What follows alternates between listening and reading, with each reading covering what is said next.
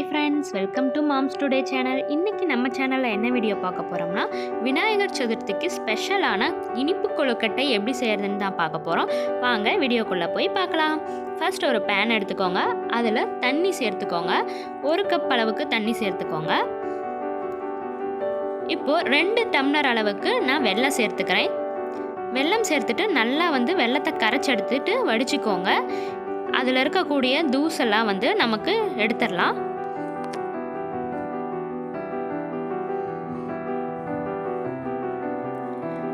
பாவு மாதிரி வரணுங்கிற அவசியம் இல்லை. நம்ம இந்த தண்ணி ஆட்டமே எடுத்துக்கலாம். எடுத்து வச்சுட்டு இப்போ ஒரு பேனில் 1 கப் அளவுக்கு தண்ணி சேர்த்துக்கோங்க. 1 சிட்டிகை அளவுக்கு உப்பு சேர்த்துக்கோங்க. 1 டீஸ்பூன் அளவுக்கு நெய் சேர்த்துக்கோங்க. இதெல்லாம் சேர்த்துட்டு அந்த தண்ணி நல்லா கொதிக்க விடுங்க.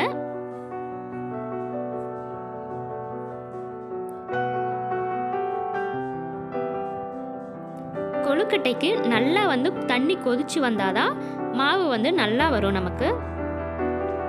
இப்போ இதை இறக்கி வச்சுட்டு 1 கப் அளவுக்கு நம்ம அரிசி மாவை எடுத்துக்கலாம்.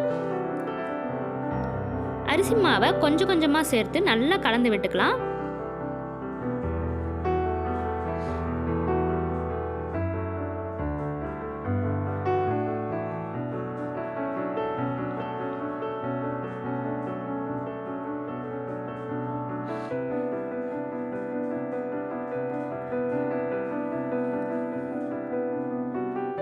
இந்த மாவை ஒரு 5 நிமிஷத்துக்கு நம்ம மூடி போட்டு மூடி வச்சிடலாம். இப்போ இதை ஒரு பிளேட்டுக்கு எடுத்து வச்சுட்டு நல்லா பிசைஞ்சு எடுத்துக்கலாம். பாருங்க, ஒரு பூரி மாவு அளவுக்கு நம்ம நல்லா பிசைஞ்சு எடுத்துக்கலாம். அப்பதான் மாவு நல்லா சாஃப்டா இருக்கும் நமக்கு. இப்போ இதை ஒரு 10 நிமிஷத்துக்கு நம்ம ஈரத்துணி போட்டு மூடி வச்சிடலாம். பாருங்க, இந்த மாதிரி மூடி வச்சிருங்க. இப்போ நம்ம கொழுக்கட்டைக்கு பூரணம் செஞ்சுக்கலாம். வேர்க்கடலையை நான் வறுத்து வச்சுருக்கேன். அதை பவுடர் பண்ணி எடுத்துக்கோங்க.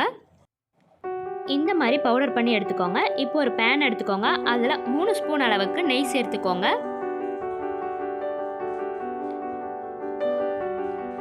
நெய் நல்லா சூடானோன்னே துருவி வச்சுருக்க தேங்காவை சேர்த்துக்கலாம்.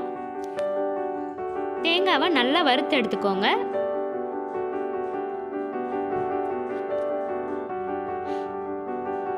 நெய்யில் நல்லா தேங்காயை வறுக்கும்போது நல்ல ஒரு அரோமா நமக்கு கிடைக்கும். இப்போ நம்ம வடித்து வச்சுருக்க அந்த வெள்ளை தண்ணியை சேர்த்துக்கலாம். சேர்த்துட்டு நல்லா கலந்து விட்டுக்கலாம்.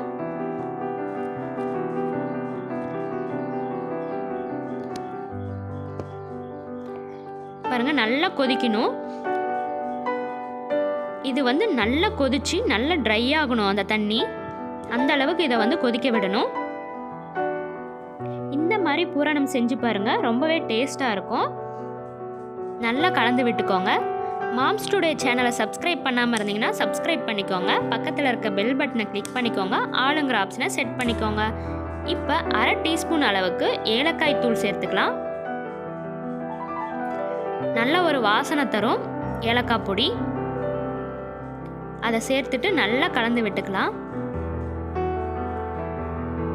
இப்போ 1 டீஸ்பூன் அளவுக்கு நெய் சேர்த்துக்கோங்க. நெய் சேர்த்து விட்டுட்டு நல்லா கலந்து விட்டுக்கோங்க.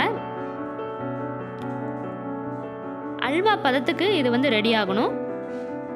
பாருங்க, இந்த மாதிரி நல்லா வறுத்து எடுத்துக்கோங்க.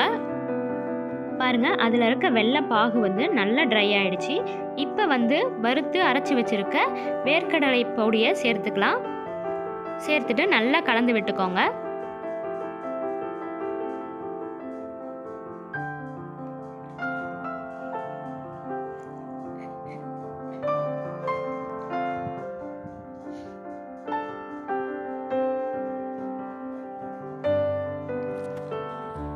இப்போ 1 டீஸ்பூன் அளவுக்கு நெய் சேர்த்துக்கோங்க.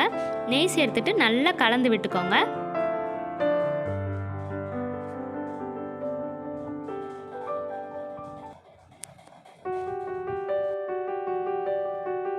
பாருங்க, ரொம்ப சூப்பரான டேஸ்டான கொழுக்கட்டைக்குள்ள வைக்கக்கூடிய பூரணம் ரெடி ஆயிடுச்சு. இதை நல்லா ஆற விட்டு எடுத்துக்கோங்க.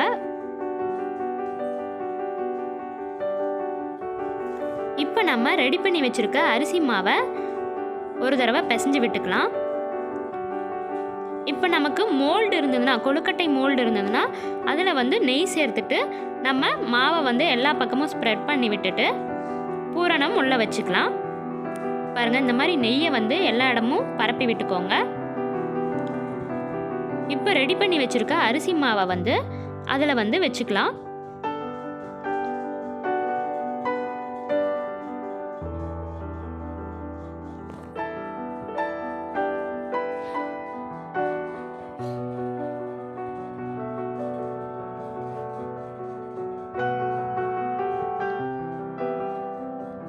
பாருங்க, இந்த மாதிரி நம்ம கொழுக்கட்டை மோல்டில் வந்து போட்டு எடுத்துக்கலாம்.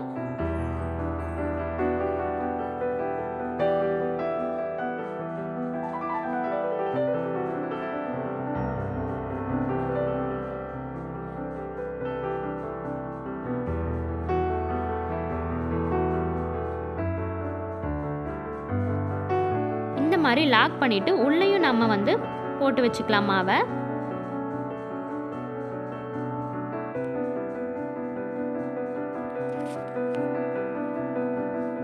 இந்த மாதிரி போட்டுட்டு நம்ம ரெடி பண்ணி வச்சிருக்க பூரணத்தை வந்து உள்ள ஸ்டஃப் பண்ணிக்கலாம். நல்லா ஸ்டஃப் பண்ணி எடுத்துக்கோங்க. இந்த மாதிரி ஃபுல்லாக ஸ்டஃப் பண்ண வாட்டி நம்ம மாவு அரிசி மாவை கொஞ்சோண்டு எடுத்து அதை வந்து மோல்டு பண்ணிக்கலாம் நல்லா. இப்போ வந்து நம்ம ஓப்பன் பண்ணி ஒரு சைடில் இருக்கிறத அப்படியே வந்துடும், இன்னொரு சைடில் நம்ம நெய் பூசனால நல்லா வந்து நமக்கு சூப்பராக வந்துடும். இந்த மாதிரி செஞ்சு எடுத்துக்கோங்க.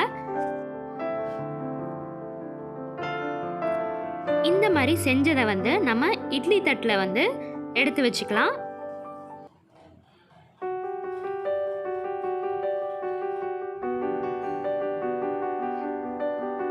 நம்மக்கிட்ட கொழுக்கட்டை மோல்டு இல்லைங்கும் போது நம்ம எப்படி ஈஸியாக செய்கிறதுன்னு பார்க்கலாம். ஒரு வாழை இலையை சின்னதாக கட் பண்ணிக்கோங்க.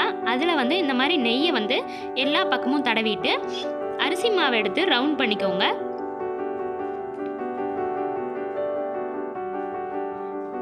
ரவுண்ட் பண்ணதை இந்த மாதிரி வச்சு நம்ம கையிலேயே வந்து தட்டி எடுத்துக்கலாம். இந்த மாதிரி நம்ம தட்டி எடுத்துட்டு செஞ்சு வச்சிருக்க பூரணத்தை வந்து நீல வாக்கில் நம்ம செஞ்சு வச்சுக்கலாம். பாருங்க, இந்த மாதிரி செஞ்சு அரிசி மாவுக்கு நடுவில் வச்சுக்கலாம்.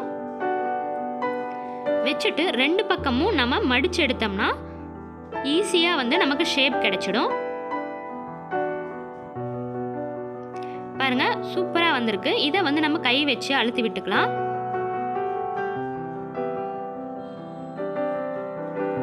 இப்போ நாம இதை இட்லி பாத்திரத்தில் எடுத்து வச்சுக்கலாம்.